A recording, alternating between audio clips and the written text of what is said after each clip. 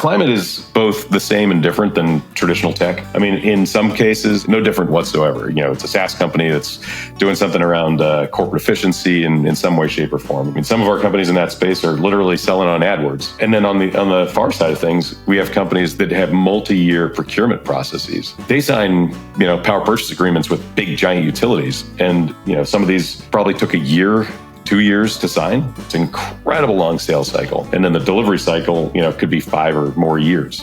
I mean, the thing about Rolodexes is they rotate and they come and go. Being able to learn fast and listen, that's a really hard skill set to learn. They might have a great Rolodex. They might know everybody, but can they tell them why the electric rail car is an improvement? Yep. And are they going to learn what they need to learn about the inner workings of a rail car? Are they just going to sit back and collect their commissions from their golf buddies? In most cases, I would take high-performing, fast iterating, listening sales capacity and apply it to that early stage. Do not hide bad news.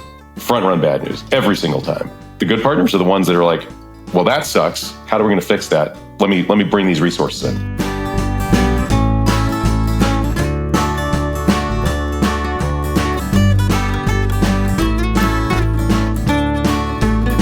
All right, welcome. I'm excited to have Josh Posamentier here, who is a couple hundred yards away from where I'm recording, but the internet being what it is, it's easier to do these things not in person. So Josh is a GP at Congruent Ventures. Congruent, yeah. And he started the firm 10 years ago, 11 years ago now? 6 or 7. But yeah. Or 6 or 7. All right. I'm making Josh seem older than he is. So I'll let him do his own introduction here. Welcome, Josh.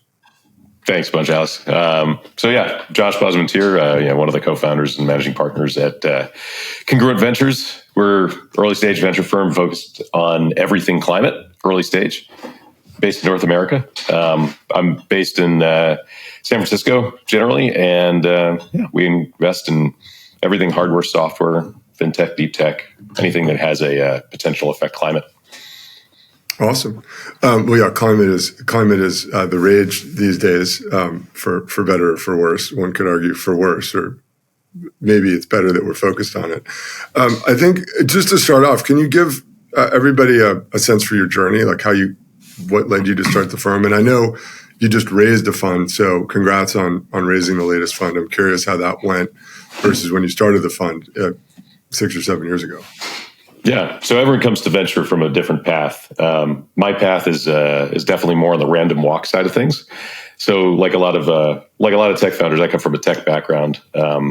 Studied physics at UC Berkeley, did some research, ended up in semiconductor world for quite a while.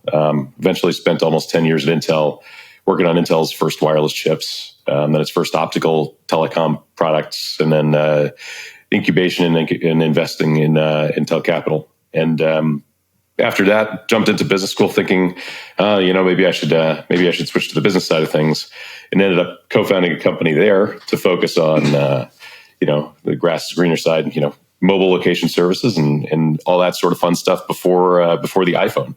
iPhone came out. That was a good time to exit that business. And I jumped back into semiconductors to focus on energy, which is sort of, the long roundabout way about how I got into energy and climate. So I built a business focused on electric vehicles, smart grid storage, all that fun stuff. Chances are pretty good if you are driving an electric vehicle these days, you're using chips from one of my old groups, and it's kind of fun. So after that acquisition, that company was acquired, I jumped into venture with a friend of mine from business school, a firm that's now called Prelude Ventures.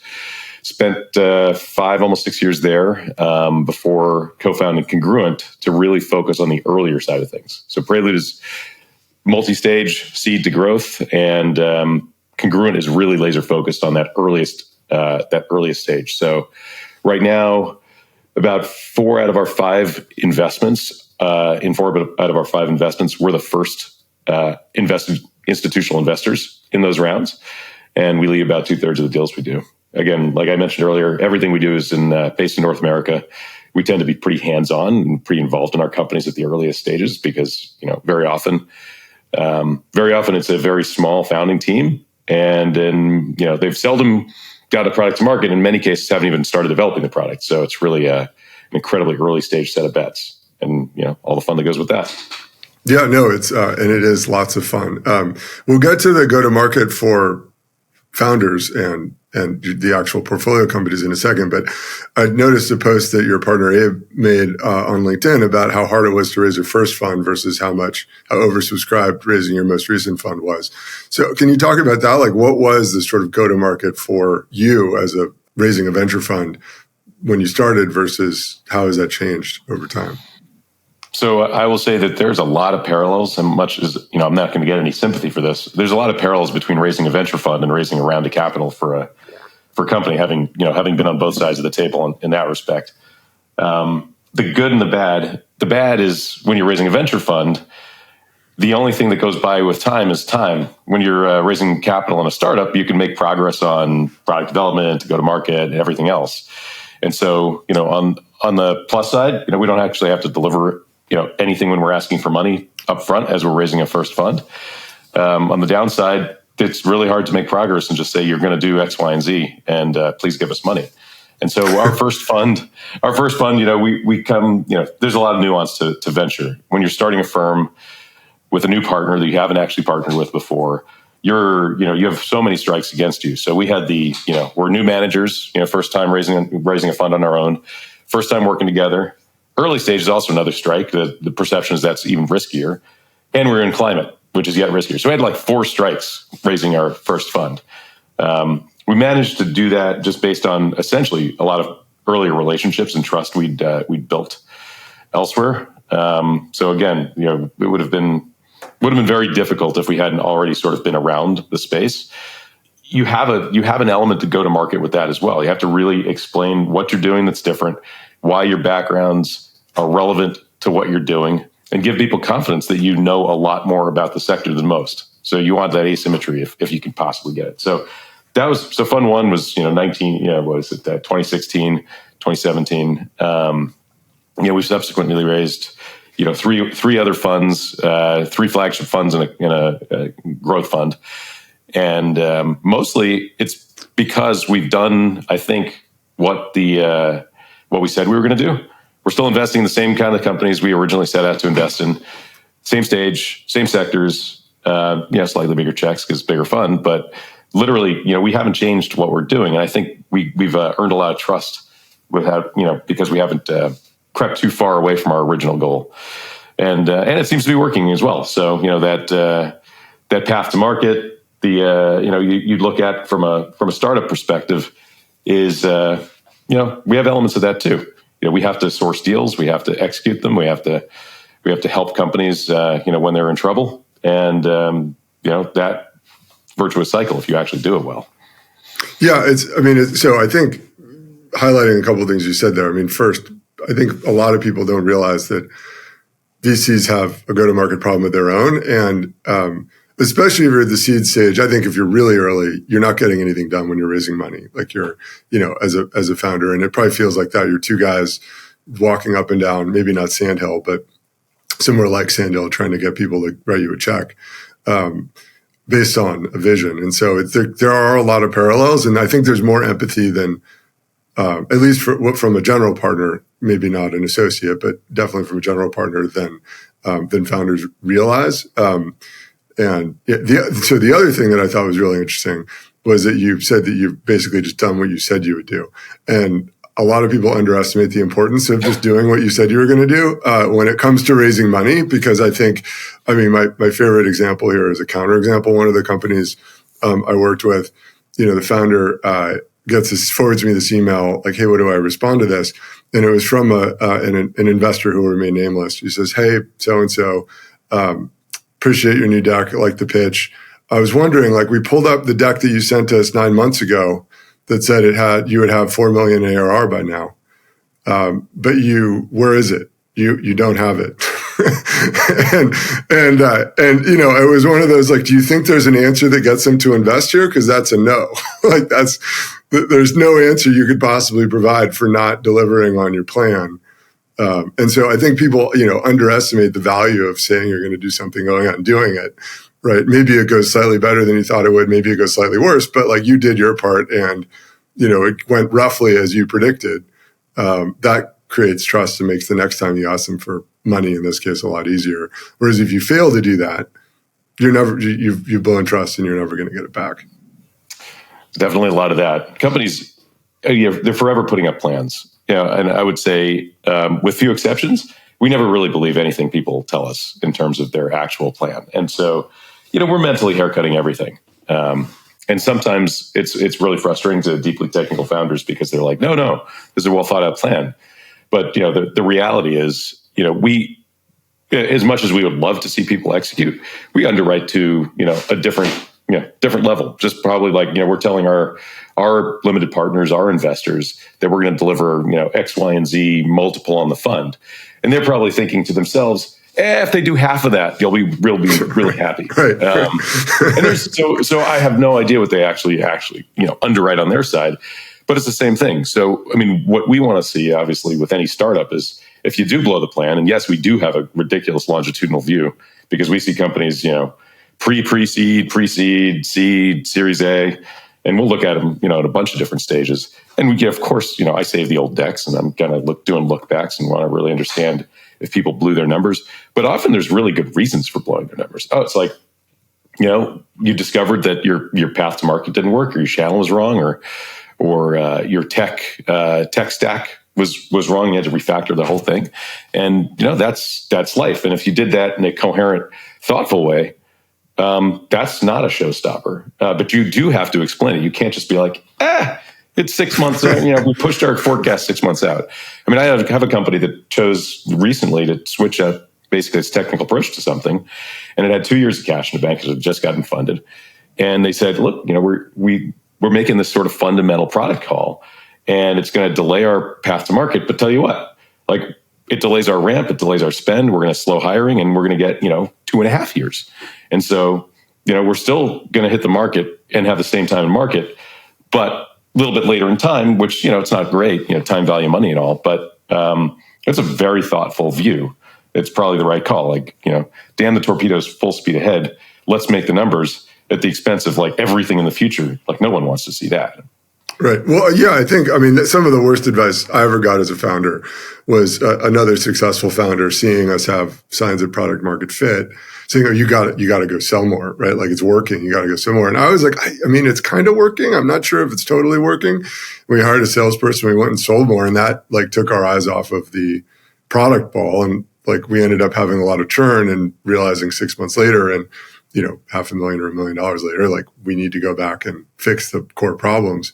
We shouldn't have hired those salespeople at first. And so I think, you want to be thoughtful about it. And a lot of founders, myself included, the first time don't realize the ramifications of trying to jump in and go to market before you're ready, just to hit the numbers, just because I said I would do a thing. Something else, just the way you approach it is very different than a lot of investors, especially ones, not to knock particular backgrounds, but with a pure financial background, like they're used to, if you worked at Morgan Stanley, somebody sends you a model, right? And then they, in diligence don't exactly hit the model, or over the course of, the diligence process, miss a number, right? That's remarkable. That's unusual. That's remarkable. Whereas at the early stage, especially the pre-seed and seed stage, it's kind of normal.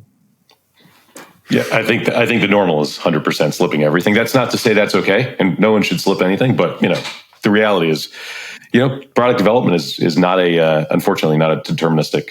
Does not have deterministic timelines. It is definitely worth that. And honestly, people get the go-to-market motion and the channel management motion completely wrong half the time. I mean, if I look back at some of the companies in my prior portfolios that didn't survive or didn't thrive, it's almost always something related to a lack of understanding of the market and the go-to-market, and how to get it to market, how to sell it.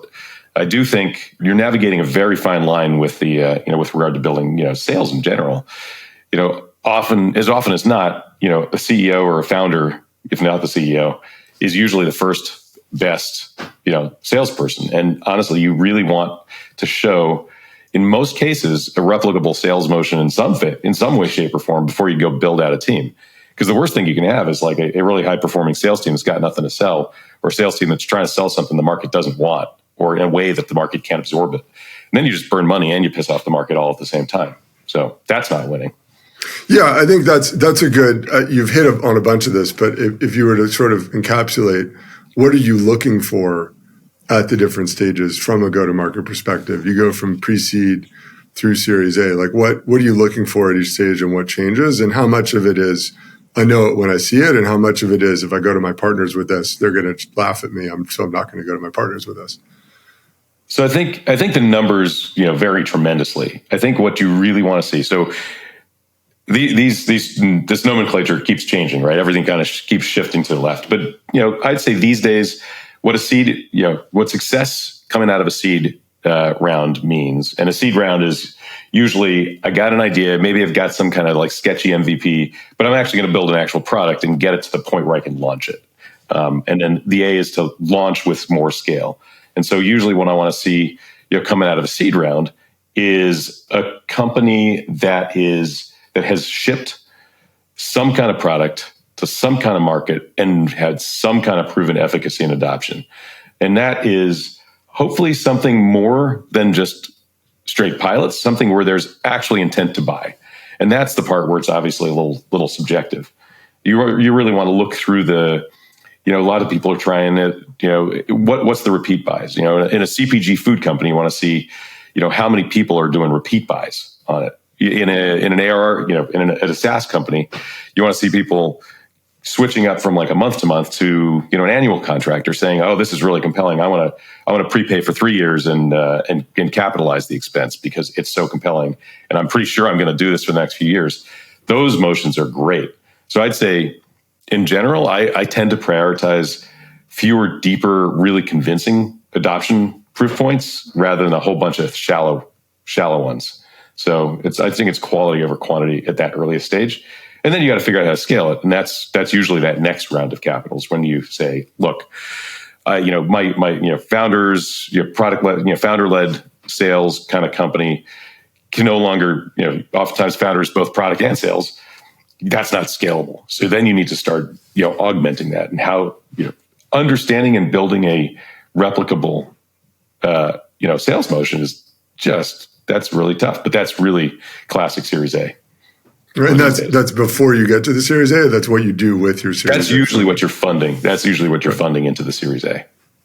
So, at that point, is your founder able to articulate, oh, these are the steps that people go through, or like I have an ideal customer, or do you look at it and you think there's probably an ideal customer here?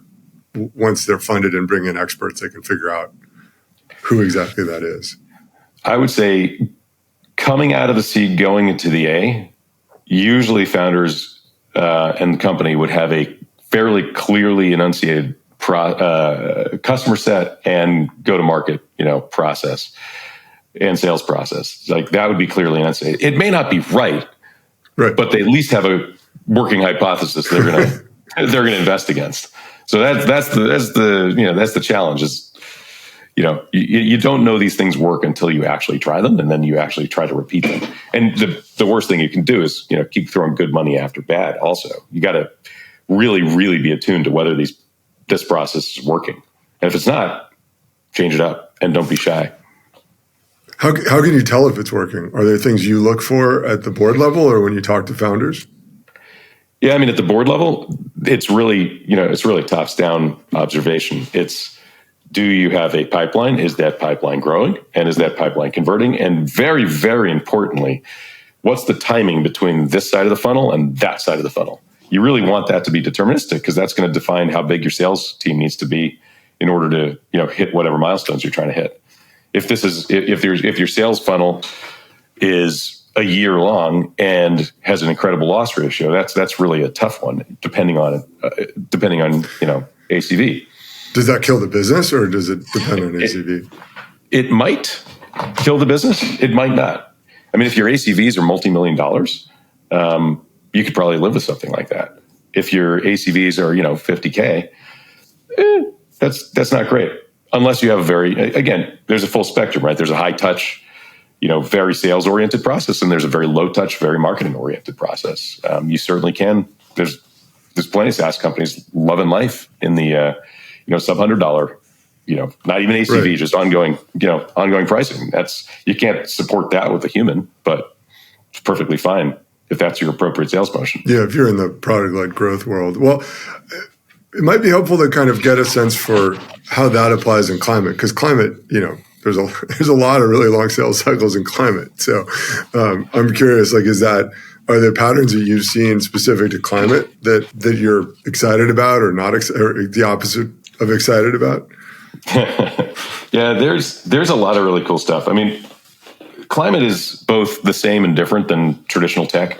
I mean, in some cases, in some places, it's like no different whatsoever. It's a SaaS company that's doing something around corporate efficiency in some way, shape, or form, and sells the same, similar pricing to other kinds of SaaS packages enterprises buy, and then it's just know your customer, figure out what the sales motion is, and repeat. I mean, some of our companies in that space are literally selling on AdWords and making double-digit growth month on month, just because they've really cracked the nut on that process. Others are entirely sales-focused, selling organizations where it's like a one-to-one big ACVs, and and then on the far side of things, we have companies that have multi-year procurement processes. One of our at one end of the extreme, we have a company called Fervo Energy, which has been in the press recently for some of their work. They sign power purchase agreements with big giant utilities, and some of these probably took a year, 2 years to sign. It's an incredible long sales cycle, and then the delivery cycle could be 5 or more years. So it's crazy, but the value of those contracts is so high that it totally justifies that sort of timeline, and it's also deterministic. They're locked in, they're contracted. So that path to market, that sales motion is really entirely BD and upstream, really understanding how to go through that motion and locking it in and making sure those contracts are structured. That's a lot different than selling an enterprise software package to even a utility. Those are in general pretty bad customers just because they are slow. But you really wouldn't want your power company to be a super fast mover, adopt every new startup package that comes out of there. We like to keep the lights on. We like to make sure that the power doesn't go out. So there are subsegments within climate that are really conservative, and you really have to understand that. I mean, there was a clean tech bubble in sort of the 2007, 8, 9 era, and a lot of companies were doing things in that era that had amazingly fast paybacks. Like, they saved people money, they were more efficient, saved energy, all of which is great. But they didn't really understand, in so many cases, they didn't really understand their customers. And to say to a building owner, if you let me control your air conditioner or whatever, I can do it better. You'll pay me a fee, a monthly fee, whatever, and you'll recoup whatever fee I'm charging you, like no time flat. So this will save you money. But then you have to realize that that landlord is spending like $1 per square foot on their air conditioning bill. They charge $100 a square foot for triple net or whatever, and then you're like, well, what's the customer care about? The customers, the office owner, do they actually really care about saving 10 or 20% on their electric bill, or do they care about not pissing off their tenants by making them too hot or too cold? Right. Pretty easy. It's a pretty easy thing to see through, and it's like, well, turns out it's not very compelling. You're trying to solve a problem they don't have, and there are ways to get around that, and there are ways that people have discovered to sell. But the over the top of the head, there's going to save you money on a monthly basis. Like, yeah, but no one cares.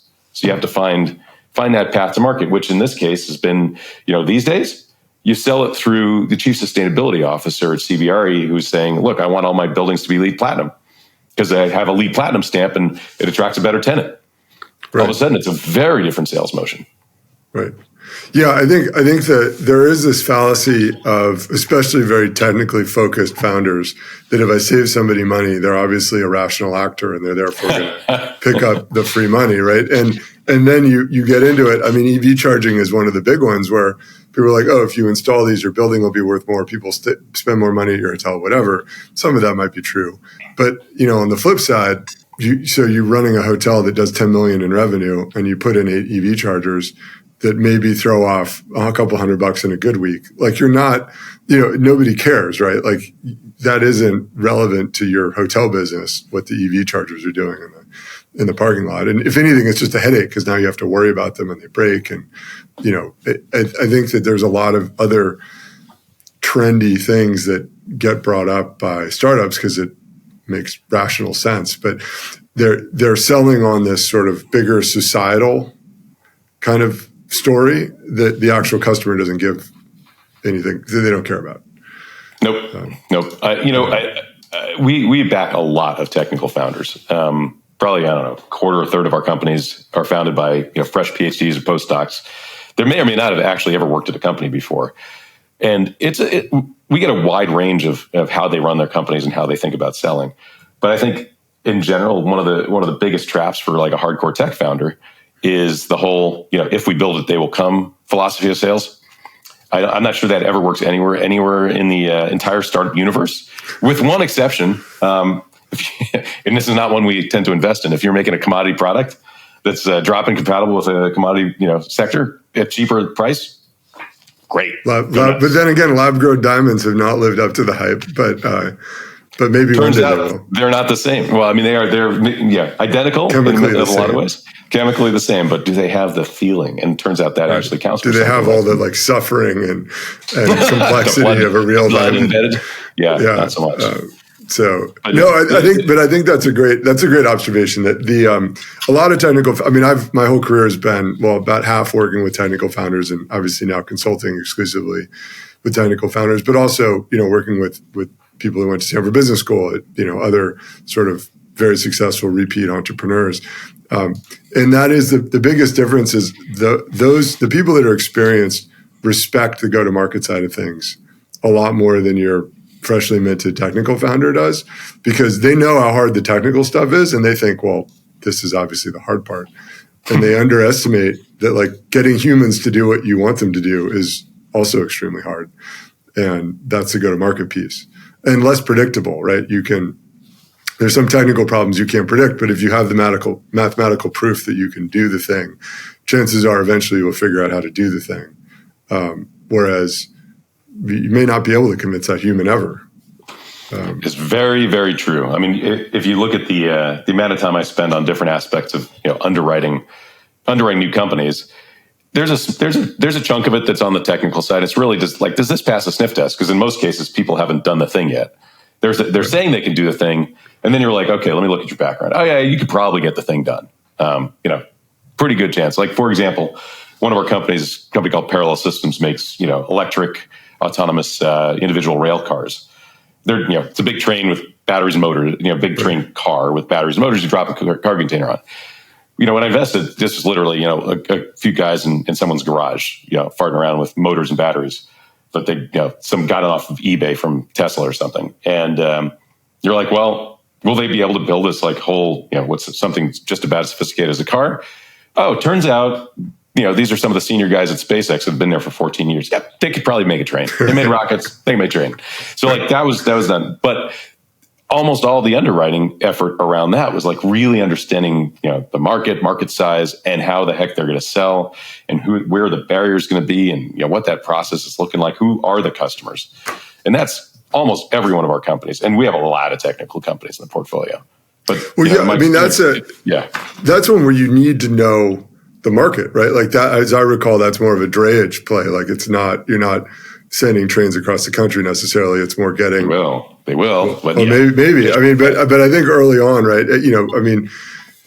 Elon really figured this out with the high-end performance Roadster to begin with, right? Because that was, those were the people with the disposable income to blow on a complete unproven toy. And it seems obvious in hindsight. But I think in some of these more B2B markets where you have the technical knowledge to build the thing, finding that the answers to the go-to-market questions are hard, right? You need to really know the industry. And ironically, if you really did know the industry, you might not want to do the thing because you might realize it's really hard.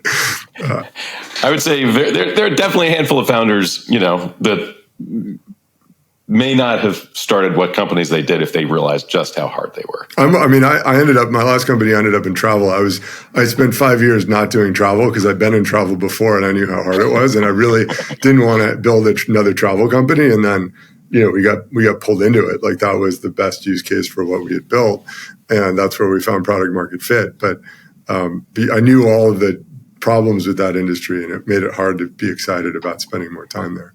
Although I will say, the travel industry has the best conferences. I bet it does.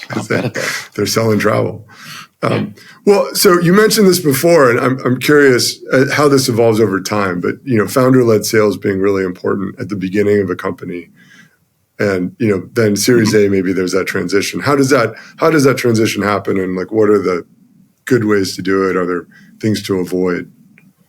Yeah. So the part of the reason we like founder-led sales, doesn't have to be CEO, but founding teams leading those sales processes, is because sales and product development is always just almost integrated at that earliest stage. Like you're hopefully closing the loop with feedback from customers and market interactions. The transition from that is almost always bumpy. There's few founders that are good at hiring sales teams, and oftentimes, your first hires are almost less sales, more BD, and there's definitely more experimentation that has to go on. You hire a salesperson, they're usually really good at selling. That means you have a product that's sellable and ready to go, and probably a process that's sort of documented, and even virtually or otherwise. So that's usually too big a leap, and so you end up with sort of intermediate stages along the way. And then if you hire IC salespeople versus a sales manager, then you've got to manage those, and then it's a bandwidth issue once again. You hire a sales manager, they may not want to be a player coach, and that's its own challenge. So it's definitely tough to find the right skill set. So I think it's more of a people problem than so much a transitioning problem. There are definitely some companies that are forever founder sales led, especially the ones where your whatever it is a big ticket, and then it's just something that's pretty natural. Yeah, it's interesting to hear that it's a people problem and not a process problem, because also a lot of technical founders like to write down the process and feel like that's the issue and not the people. Is there? If I were a founder and said, "Hey, Josh, I need my first sales hire," what profile, just in general, like what profile do you typically suggest or look for? Well, in an ideal world, you'll find someone that sold something similar. And been around at the beginning of that product's sales life. That being said, there's definitely counterexamples. If you're a CPG food company, you're probably going to want to find someone that's been in CPG sales, and that skill set's pretty fungible between startups and big companies and stuff like that. If it's an earlier stage company with a new kind of product, take the parallel example. I'm not sure what the right salesperson for that organization is. Railroads buy rail cars that have been, pretty much identical for the last 100 years. There's not a lot of innovation there. It's like, who's got the cheapest one? Who's got the right color? I guess, I don't know. But that's not something where there's a whole cadre of people. So maybe it's someone who sold, Caterpillar heavy equipment or Deere tractors or something like that. Maybe it's someone who sold software to the rail industry in the past. Like, it could go a lot of different ways. What you really have to do is just really, really, in those cases, not just understand what you're selling, but really, really understand the customer and where their pain points are. So at the end of the day, understanding and really listening is the thing, I look for when I'm interviewing. I'm usually the last step in the interview process, but that's what I'm listening for, is people's ability to listen to customers and enunciate what the problems this product is going to solve for them is. So. Yeah, the rail one's an interesting example too, because are you hiring for that Rolodex, or are you hiring for the skill set and the listening? Yeah, that's a good question. The thing about Rolodexes is they rotate and they come and go. The thing about being able to learn fast and listen, that's a really hard skill set to learn. And I think a high quality, this is where, opinions differ dramatically, but in most cases, I would take high performing, fast iterating, listening sales capacity and apply it to that early stage. Later stage, totally different story. You're scaling into the tens of millions of dollars or whatever. You have, a sales team. You will need it. Yeah, I think at that point, having a professional manager for a sales team is actually pretty important. I personally know I'm not good at managing individual salespeople. Being an engineer at heart, it's very definitely a oil and water kind of thing going on there. So I love having a sales manager that can sort of bridge that gap and make the sales team efficient. But that's a different story. That's once you've established the process and it's something replicable. In those early days, it's just not. You need to be able to be agile and adapt. Yeah, I mean, I think there are kind of two things to press on here. One is the Rolodex thing. Right? If you're, whether it's a Rolodex or just you've been in the industry for a long time, you think about that guy selling rail cars, right? He's been selling the same thing for 100 years. They might have a great Rolodex. They might know everybody, but can they tell them why the electric rail car is an improvement? Yep. Mm-hmm. And are they going to learn what they need to learn about the inner workings of a rail car? Are they just going to sit back and collect their commissions from their golf buddies? I think the other tough choice I see founders make is whether you hire that hungry individual contributor who might be a manager versus as your first hire versus hiring somebody with management that might have been an individual contributor a year or two ago, but has a little bit of management experience, or a very senior manager. I'm curious, maybe they're the perfect one. Oh, this guy he wants to be VP of sales because he was the first sales guy at our 5-year ago competitor, and he built that one up, and now he wants to be VP of sales here. Anything to look for or be careful of in those decisions? So one of the places I've seen companies fall down when they're hiring, call it experienced salespeople, is really understanding like who cracked the door open in their last role for if they were, the first sales guy or woman or whatever at a new product company, who actually cracked that door open and who is basically an order taker. It's really hard to suss that out sometimes, but when you discover that someone was in fact an order taker or was too senior and not actually a player coach, those people are typically not the first. I mean, I skew early, right? So those are typically not the best first hires to do that role. You want to find the person that figured out how to sell the thing. And I am actually a huge fan of hiring, smart, high output individuals, especially for companies that are building something kind of new that the market hasn't really seen before. You kind of want the market understanding. I'm selling to utilities. I'm selling to rail and transportation. I'm selling to pick your market. We've got all sorts of stuff. I'm selling to building owners. You want someone that knows something about the universe they're selling into.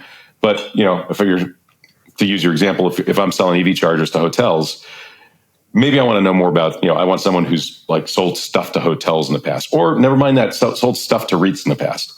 It could go a bunch of different ways, but you kind of want that context, because the context, you got to learn it one way or another. And if you can jump in with it, great. But you also, I strongly advocate for people on the sales and GTM side, people that have gone through that motion in some way, shape, or form before. Those can be individual contributors. They can be early managers. I don't see a huge spread on those skill sets between early and late stage careers.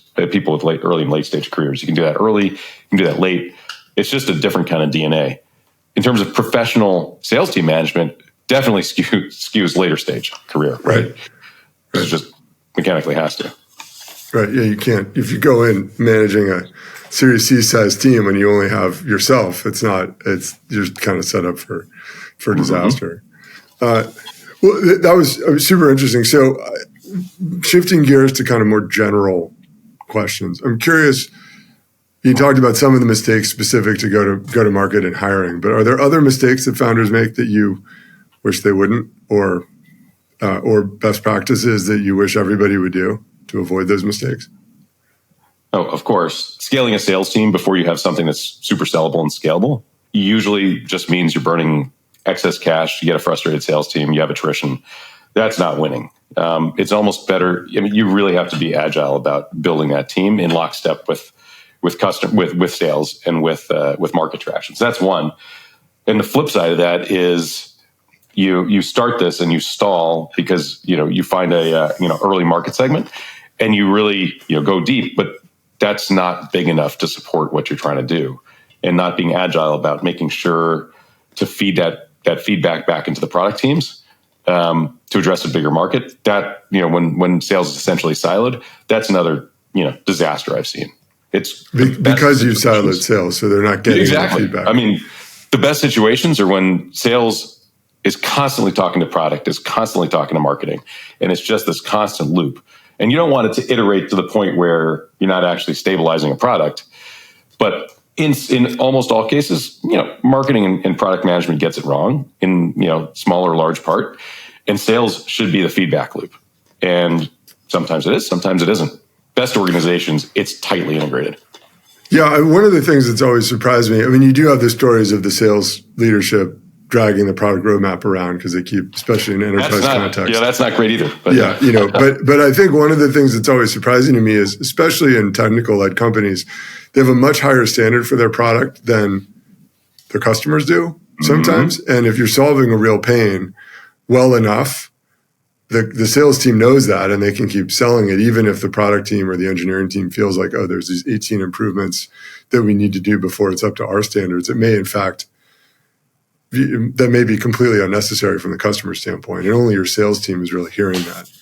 But they need to. I mean, that's their job to communicate that. So there, depending on the nature of the product, the difference between a minimum viable product and like a fully complete product, could be massive.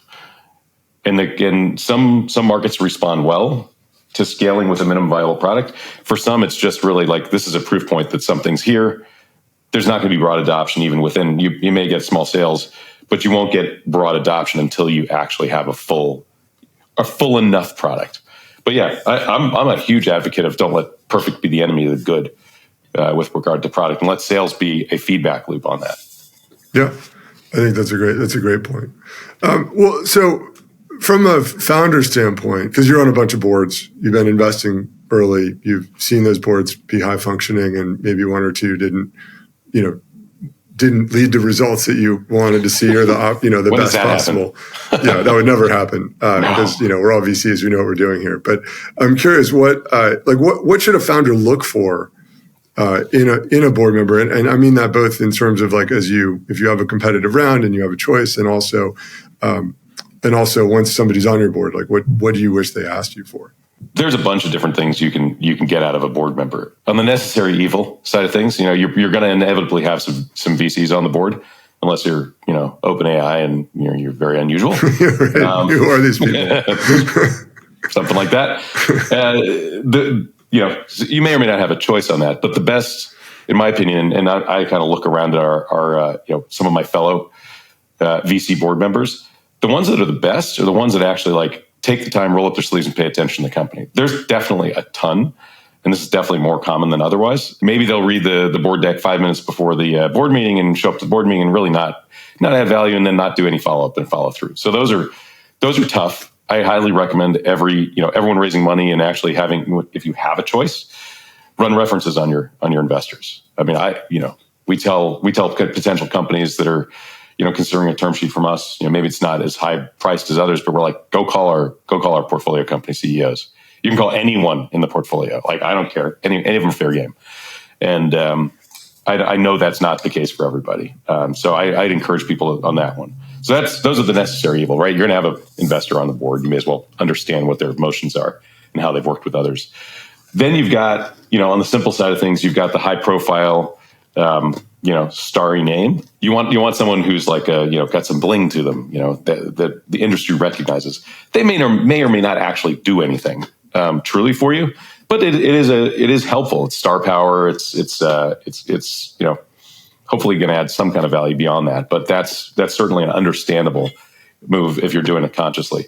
Then you've got the ones that claim, and this is where I'm a lot more skeptical, and I haven't seen it work at all personally, is you've got the board members that you ostensibly bring in because they're supposed to be industry experts and roll in with a ton of customers and credibility. I have not seen that happen. I have not seen that work. And I've seen a lot of companies try, and people come in with fantastic resumes, and you're like, why is this person not working? And they're just this like industry superstar. They've got an immense network. Everyone knows they are. And it's just not bringing anything. The last ones are the ones that either plug a board specific gap, be it, high quality board governance or a ton of operating experience, but, sort of that really hands-on piece. So like, one of my companies is looking for a board member right now, an independent board member right now, because no one at the company's really got depth in negotiating huge JVs for these huge, collaborative efforts with other, with multinationals. The company's, being run by, competent people, fresh PhD, founder, very experienced, head of sales. Those are great. Companies doing great on execution, but that next step, it could be one of the investors, but like this is a place where we would love to see the heavy hitting experience on the board and functional. But you need to negotiate that up front as well. If all you're doing is being a board member, that's like 4 to 6 meetings a year. Maybe the ad hoc call, at other times. To set up for success with with a board member you're choosing, you almost want to set up, essentially a statement of work, almost informal in many cases, but something more than that. So it's like an out-of-band resource. So you're going to spend, let's assume, if you sign on as an independent board member here, you're going to do 16 hours, a couple of days of work a month or something with the company. You're going to mentor people. You're going to help negotiate JVs. You're going to be, consultative on an actual, functional basis. So you kind of think of those people as a little bit of a consultant plus their functional board role. And that's when you do that right and you set that up right, it's awesome. You can find immensely competent people that actually like, perhaps they're in the latter stages of their career. They're semi-retired and they're kind of doing this because they still love the work and they still love this stuff. They just don't want to do it full time anymore. And then it's a huge win-win. Also, entrepreneurs that are, kicking ass and taking names in other sectors, great. They may be able to bring a lot of, strategic thinking around fundraising processes or M&A processes. So all of those are really good, but you really have to set it up for success up front and set expectations for what kind of time and resources people are willing to, contribute to the conversation. Yeah, that's really helpful. I think a lot of people look up and have a board that they don't actually like at some point in the journey and wonder like, how did that happen? And probably goes back to the retrospect thing. Like if you'd set it up and set the expectations earlier, you would, a friend of mine started to launch Darkly, and she, before the pandemic, wouldn't let her board members have screens in their board meetings, like no laptops, no phones, no nothing. Yeah. I mean, who'd have, like, that's the only time I've ever heard of it. But, when you go from 0 to 3 billion in 4 years, I guess you can do that. But but you started that at the very beginning. Like if you want to be on this board, right, this is the expectation, that set them up for success because people were engaged and focused. Yeah. So this has been great. I've learned a bunch. I hope the people listening have learned a bunch. We could probably talk about this a lot more. Maybe I should leave time and get Abe on the phone and get your partner, get his take, see where there's agreement and disagreement. But I've been asking the same questions to wrap up every time, just because I think there might be some fun patterns. So the first one is always, did I miss anything? Like, is there anything about go-to-market that you'd want to talk about that we didn't cover here that you think is important for people to know, especially technical founders? Yeah, I think if you're a technical founder and you've never sold anything, spend time with customers. This is all like, if you think back, 10, 15 years ago, this was a little bit of the inception of Steve Blank's Lean Launchpad concept. It's like, go talk to 100 customers. There's programs that like National Science Foundation's running for, ultra technical founders that are really based on that concept. And I think it does everyone a world of good to really go talk to customers, go talk to, especially at the earliest stages, get out there in the field. Don't trust, as a founder, don't trust your sales team necessarily as your sole conduit to customers. Develop those relationships. And for those of you raising money, which is kind of everyone all the time, everyone's always raising, right? Always be closing. Always be raising, always be closing. Have an appreciation for the fact that most companies fail because they never figure out their go-to-market or misunderstand market feedback and don't deliver the product customers want. That, at the end of the day, is usually how companies fall down. And whether your VCs you're talking to have enunciated that, they all kind of know it intuitively. It's almost never, can you develop the product you were trying to develop? It's always, did you develop the product the customers wanted, and did you figure out how to sell it? And if you focus your pitch on that stuff, that might go a really long way towards, earning the trust of investors. Yeah, that's great. Also, it'll make you more successful. I've been at companies where we found if we listened to the customers, there was a competitor that did and sold for $1 billion a year later, and we focused on doing what we said we would do and sold for a couple $100 million a decade later. Like it was like if we just focused on the customers, I think, and done that instead of what the investors thought they wanted, everybody would have been better off. It's great advice. Next question, 3 best practices you wish every founder would do. I personally love regular email updates in the text in the body of the email, not in some attachment, not in a high production value kind of situation, just words in an email. Snapshots. It should fit above the fold. What happened recently? And this is, in terms of cadence, monthly cadence is fantastic. I make a point of talking to most of the CEOs I directly interact with, every 1, 2, or 3 weeks. We have regular update cadence. And I also find that to be incredibly productive. Obviously, totally depends, but surprises are bad. And that's a good way to avoid surprises. And do not hide. And as a second point, do not hide bad news. Front run bad news every single time. If you see it coming, you lose a big account, you have a customer failure, you have a product failure, you have some other terrible news, you have a competitor that just kicked your butt. Be upfront. I mean, what you want is your partners helping you win. A bad partner is going to just yell at you. Those are bad partners, and they're around. You need to do your best to manage them, obviously. But the good partners are the ones that are like, well, that sucks. How are we going to fix that? Let me bring these resources in. So be upfront and transparent and proactive about communicating bad news and good news. And third one, talk to 100 customers is a good one. Talk to 100 customers. Yep. And make sure you listen to those customers. Do not lead them. You shouldn't be doing the talking. They should be doing the talking.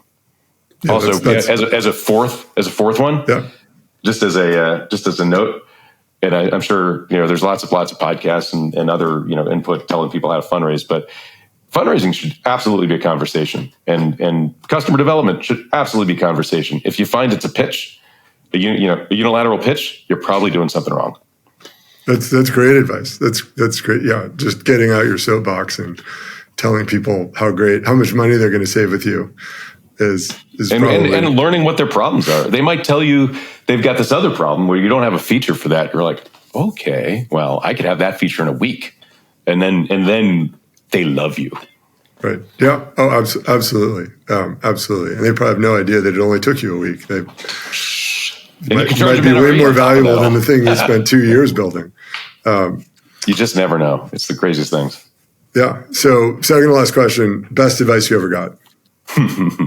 For better or worse, the best advice I got was probably as I was leaving my cushy job at Intel to go start a company with no salary and no nothing. Came from my wife. Go do that. Like, never going to be a better time to go do that. So that's great. Jump out and do it. And I'm like, okay. Worked out okay, but a little stressful. Yeah, that's great advice. I think having a partner that's supportive on the home front is incredible. Well, if you have that choice, that is a no-brainer. And for those so inclined, and not everyone is this person, but I've never started anything without a partner. The last company, last firm, this firm, it's always been with a partner. So if you're that person, partnering is amazing, and finding someone you can trust. Yeah. Oh, that's great advice as well. Well, so I really appreciate you joining and being on. I've learned a lot. I hope people listening learn a lot from this. Where can people find you? Where can they find your firm? Anything else that you want to talk about? Yeah, I read my email. I try to respond to everything, as long as it's in the relevant universe. So, it's my name at congruentvc.com. Feel free to email. I'm on LinkedIn. I'm on X Twitter. I'm on Blue Sky. I'm on, Facebook, I guess. Awesome. Not recommended. Awesome. Well, thanks, Josh. I really appreciate you joining. Pleasure.